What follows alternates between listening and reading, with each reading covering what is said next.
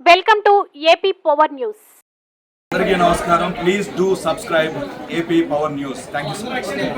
ఎన్టీఆర్ భరోసా pension పంపిణీ రాష్ట్ర ప్రభుత్వం ప్రతిష్టాత్మకంగా నిర్వహిస్తుంది. టీడీపీ మేనిఫెస్టోలో ప్రధాన అంశం పెన్షన్ పెంచడం.